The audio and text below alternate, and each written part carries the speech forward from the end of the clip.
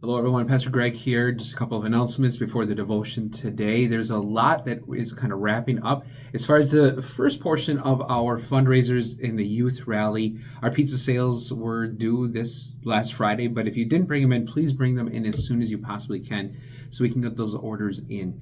Our silent auction, we decided to extend one more week, so it's going to end on April 14th. And all of the items are set out in the fun zone in the school. So if you want to peruse through them to see what they look like, feel free to go ahead and do that. We continue to do the fill the bus. If you want to just do a donation to help defray the cost of the travel of our students, that would be a great way to do that as well. But we are going to start this new fundraiser we've never done, so I don't know what it's going to be like. It's called Hire a Helper, and we're going to hire out our teens in pairs. So if you need any kind of work done, whether it's cleaning or it's getting the yard ready for summer or painting or whatever you think that you might need help around the house to do, they are willing to come and help do that. You can hire them, and then a donation will be brought to the church, and that specific donation will go specifically to that pair of teens who came and worked for you. And if you'd like to hire more than one group, or if you'd like to hire that group more than one time, that's fine too. Just an idea, an opportunity to see if we can defray the cost by having a little bit of connect groups, I suppose, as these teenagers come and do work for you. And you get to know you a little bit as well. If you need more information on that, feel free to go ahead and contact me about that, as we are trying to do something new. And hopefully, God willing, this will be a success. Have you moved on? It seems like life doesn't stop, right? Just recently, the Brewers started their season, and that means that we kind of move on from the previous sports. Basketball, college is coming down to an end there. We start thinking about how football is in the rear view mirror, and we don't have to start thinking about that again. You move on, right? Because life does not stop. But did you move on? Did you move on from Easter?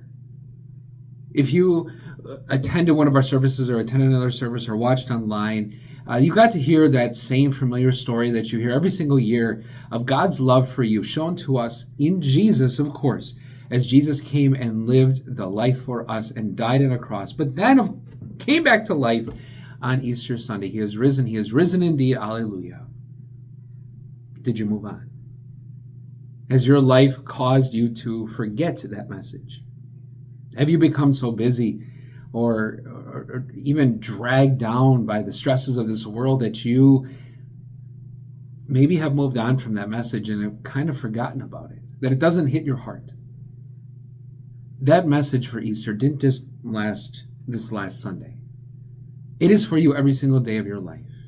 The very fact that Jesus loves you. And I know that's a song that kids learn, and it seems very childish in a way, that the message seems so simple. Jesus loves you. But that so-called childish message is the most wonderful message ever. Jesus does love you. He loves you more than you could possibly ever imagine.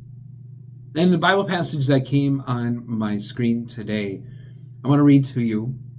It's these words from Ephesians 1, chapter 7. In him we have redemption through his blood, the forgiveness of sins, in accordance with the riches of God's grace. Talk about good news.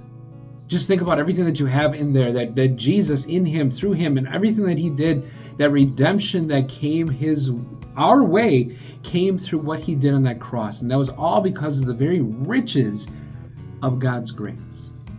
I remember doing a sermon one time on grace many, many years ago.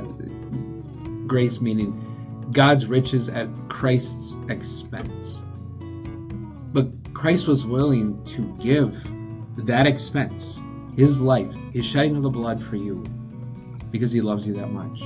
So that you would get all of the riches of God's grace, the very riches that you can feel this very day, not just on Easter, but this very riches you feel this very day of the forgiveness of sins. And I guarantee that you and I both need that riches every day. Every day since Easter, every day until that day that Jesus takes us home to see those riches. We need that forgiveness, and God gives us that forgiveness because of the redemption, that thing that Jesus used, his blood, to buy us back so that we are not owned by the devil, this world, our sinful flesh. But Jesus paid the greatest expense, his very blood on a cross for you, so that you and I would live forever. And because he rose, we too will rise. It's okay to move on in some aspects of your life. Maybe from grade school into high school, or high school to college, or college and being done with school and getting out into the workforce, whatever. It's good to move on in some aspects of life, but never move on from that message of Easter, because that message is wonderful. He is risen. He is risen indeed. Hallelujah. Jesus loves you. God bless you all.